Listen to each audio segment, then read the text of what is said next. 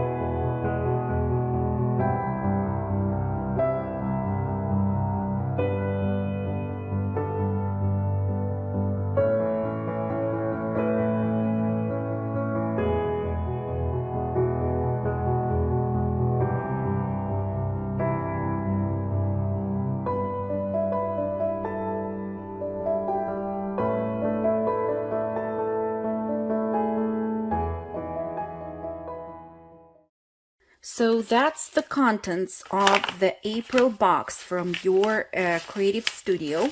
Let me put everything aside, and we'll start working on our little junk journal, mostly using the supplies from this very box. I have prepped a few things ahead of time so that it goes faster for us in the video.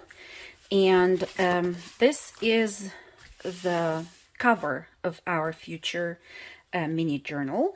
As you can see, I have used the elements from the April box by your creative studio, and only the elements from the box are here except for this backing paper of a green color. It's very thin. I have added that for texture, and the cover itself was made with you can see it here with a piece of white colored cardstock, which was wrapped in super plain, one of the cheapest cream colored cotton fabrics.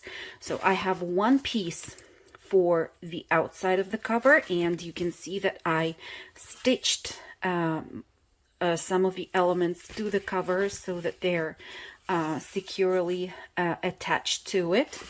I also stitched my label to the cover, and here I have added one of those die cut ephemera pieces to the label, and that way I embellished the back of the of my future journal. And here is another piece of the same white cardstock, once again wrapped in the cream colored cotton fabric. This piece is just a little bit smaller than the one that I used for the front of the cover. So if the piece for the front cover was 9.5 by 5 3/4, the piece for the inside of the cover is maybe just 1/16 shorter on the long side and 1/16 of an inch shorter on the short side. So that's all the difference. Other than that, they are quite the same size. And actually, one more difference that we have between them are these score lines that I have created on the front cover piece, and they are they start at 4.5 of an inch on the long side, and they go up to 5 inches at every 1/8 of an inch. So there are 5 scored lines in total. And these lines will just help me later on to attach the signatures to the cover, and also they help to get that kind of curved shape of our cover. So what I'm going to do now, oh yeah, and I'm sure you could already see that I have ribbons attached to the cover, and the ribbons will be between both parts of the wrapped in fabric cardstock. And now I am going to glue this piece down to the piece at the bottom, and then I will go to my sewing machine and I will layer a stitched line all around the cover and get back to you. And here it is, stitched. Turned out pretty good. So here is our cover, and I also poked the holes. I could kind of see where the score lines on the spine were, although it might be a good idea to measure and poke these holes before you glue down the inside part of the cover. Then you could simply transfer the same holes to the inside from the outside. I didn't do that before, but as I mentioned, since I distressed just a little bit the surface of the cover, I could kind of see where exactly the score lines were. So that's fine. And I have the holes poked about 1.5 inches from the top and the bottom of the edges of the cover. So the cover is done. By the way, if you wanted, you could add sewn pockets to the inside of the cover before you connected both parts together. So that's also just something that you might want to consider when you are working on your journal. So my journal will have 2 signatures, and here is one of the signatures already finished. So I will quickly flip through the pages. Here is a tag and another tag, that rice paper, if I'm not mistaken, just a tiny tuck spot, a page with some stamping, some embellishments have been added there, and it just keeps on going. Here is a pocket, and here is the shovel from the die cut embellishments. In the Your Creative Studio April box, another part of that vellum page, another page for journaling. This page is still unembellished, but we will see what we want to add to it. And yeah, so this is our first signature, and I think we can go ahead and prepare the second one, and then we will just sew both of the signatures to the cover of the journal. So let me just show you what you will need for making the second signature, and I will then speed up the process of putting everything together and embellishing the pages so that once again it goes faster. So I have here 3 tea-dyed pages. To get them, I took 3 sheets of the letter-sized tea stained paper. I folded each one of the pages in half, and I cut them, and then I folded each one of the little pages that I had in half again. So that way I got altogether 6 pages that were 8.5 by 5.5 in size. So then for making these first pages of the signature, I took, let me show you, I took 4 sheets with the printed designs, and once again these are all from the April box. So I wanted to connect them together. For that, I took just a piece of random a one-sided scrapbooking paper, and it's a really thin one. I distressed it a little bit on the side which was white and folded it in half. It's not really important how wide it is. It's important how tall it is, and it needs to be the same height as the height of these pattern papers, and they're really thin. So by gluing both of them together, you are getting a relatively sturdy page. So I will basically glue each one of these pages down to my improvised hinge up to that score line. I just wanted to see where it was. Okay, so I'm trying not to overlap the fold itself so that the page can be added to the signature without being warped.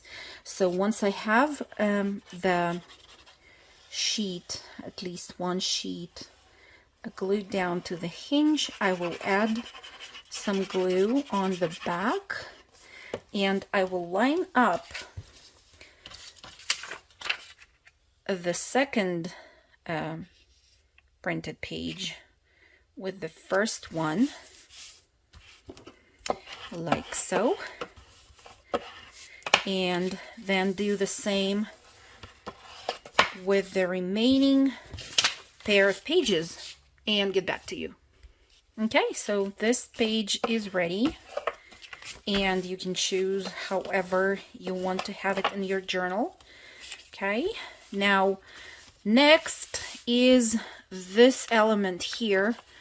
This is a pocket, and I'm sure you recognize that this is the paper bag that had one of the wooden stamps in it. So for creating this pocket, we're going to use the second paper bag that we have.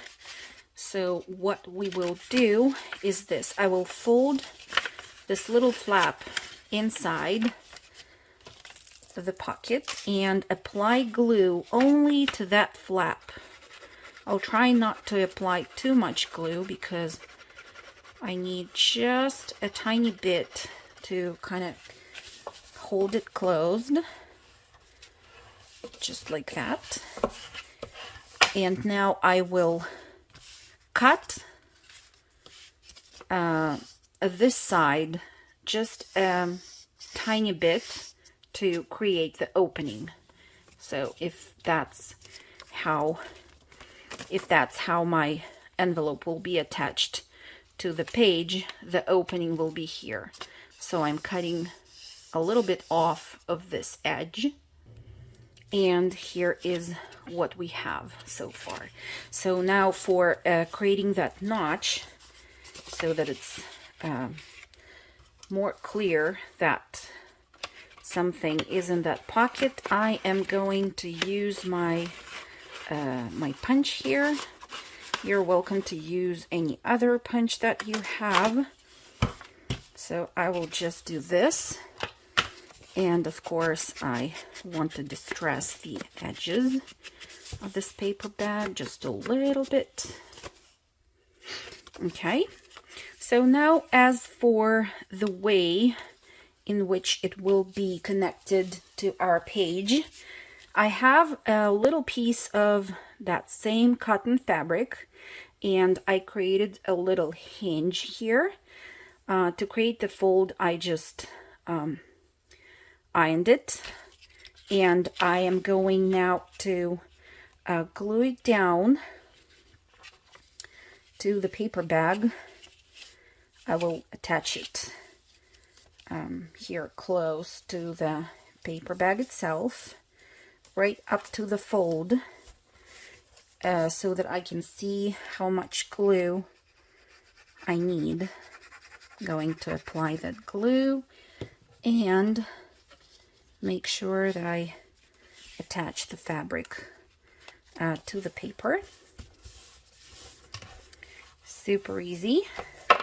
Now we will take our first tea-dyed page and let's just see how it will go. I think this way is fine. So I'm aligning the edge of the paper with the edge of the paper bag, and I make sure that I have enough of fabric to fold over. Now I can just again apply some glue here and glue the fabric down like so. And here is our bag attached to the page. So we have our first page that we have created before.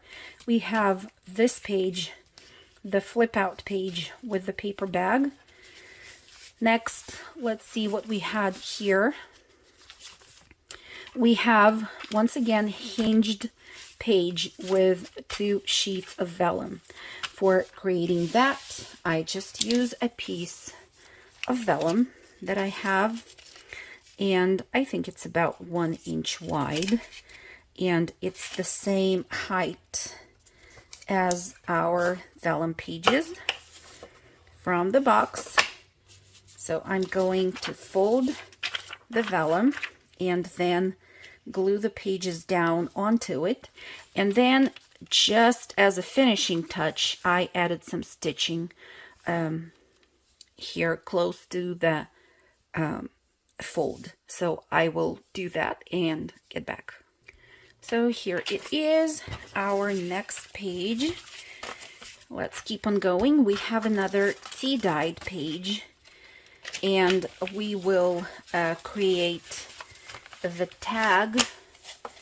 We'll create this tag to clip to the page.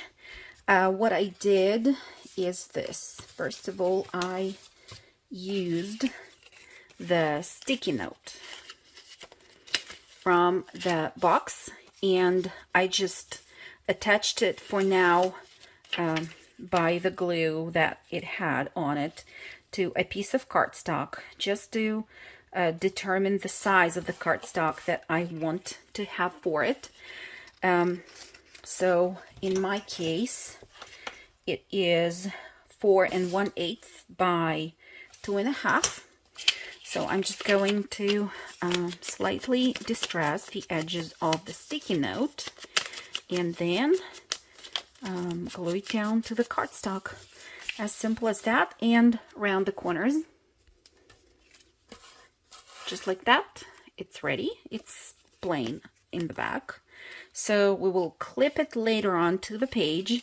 Now on the back of the page we have a tag, and it is double-sided because we had 2 of these elements in the box. We also had 2 of these elements, so I just glued them one to another, back to back, and I added some stitching at the bottom here and on the side here. Then we have this rice paper that I had to trim a little bit since it was too long to fit the rest of the pages in the journal. So we'll put it here. Next we have one more tea-dyed page, and we have a few elements which are attached to it, and it's just it depends on your taste if you want to make it into a tuck spot or just glue it down all the way to the page, but we will do it later. And here in the center of the signature, I decided to use some stamps. I think I will do the same here. And I think I will go with a pair of gloves.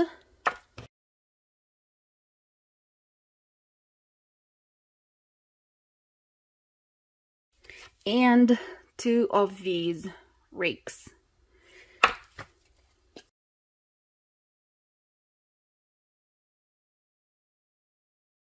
I also added the word bloom in here. So yeah, that's our base of the signature. All the rest we can add after sewing the signature to the cover. One more thing that I think is worth doing now is stamping on the paper bag here. So I have used the stamp with the vase and flowers on this paper bag. Here I want to use the wheelbarrow.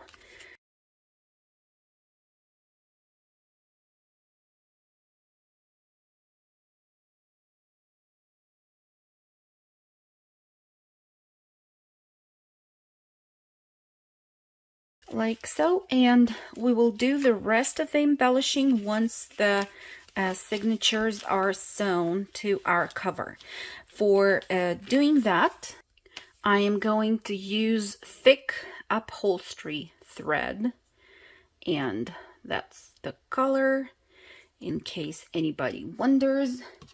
So I am going to take my first signature and just make sure that the pages are still the way I want them to be. If anything has moved, I will move it back to its place. And now when I have it fully open and I see the center of the signature, I'll just clip all the pages together. And here I have a template, which is just a piece of paper, which is equal in height to the height of our cover, and I poked 2 holes in it, which again are at 2.5 inches away from the top and the bottom of the cardstock. So right now I'm just going to try and center this piece inside the signatures and then poke the holes through both the template and the pages.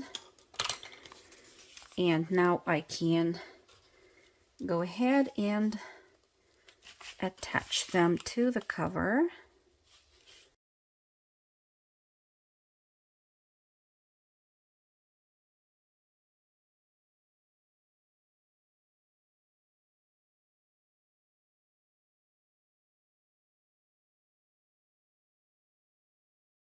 One signature is now attached to the cover. Let's do the same with our second signature. Okay, both of our signatures are connected to the cover, and this is how our mini journal looks like. I'm really glad that I added the ties because till the journal keeps its shape, we will need them for sure. Okay, so now let's see how we can embellish the rest of our pages in the second signature. Here at the top corner, I have added the washi postage stamp, and it's kind of hard to separate it, but you just need to be careful and go slow. And now I just want to add some more stamping, and for this I will use one of the stamps from my stash. You can use any script stamps that you have, or not to use it at all. And here I think I want to add just a little sticker from here, just to add more color to this page. Not too much, just like that I think is fine. Let me just speed up the rest of the process of embellishing the pages and see you back once I'm done.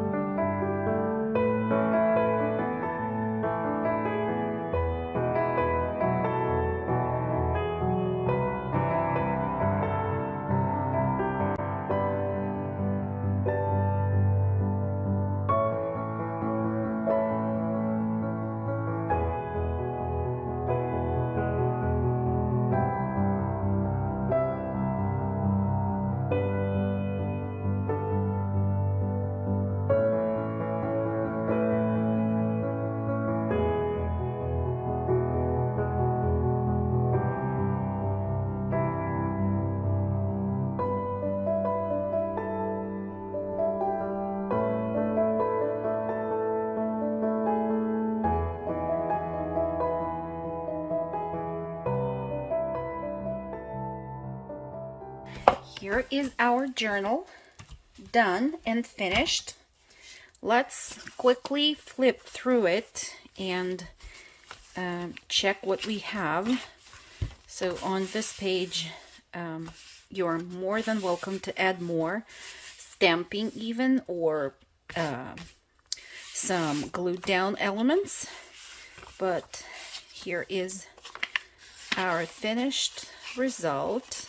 Here we have a pocket and a sticker there, more stickers, some vellum pages, some journaling cards and tags, some rice paper, another pocket if you want to use it as a pocket and add anything to the pocket here, some stamping, more embellishments, another pocket, more embellishments, and this is the first signature. Now the second signature, built in the same style with similar embellishments and same amount of pages.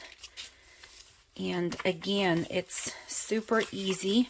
It's just a quick project that you can finish using mostly the supplies from your Creative Studio April box.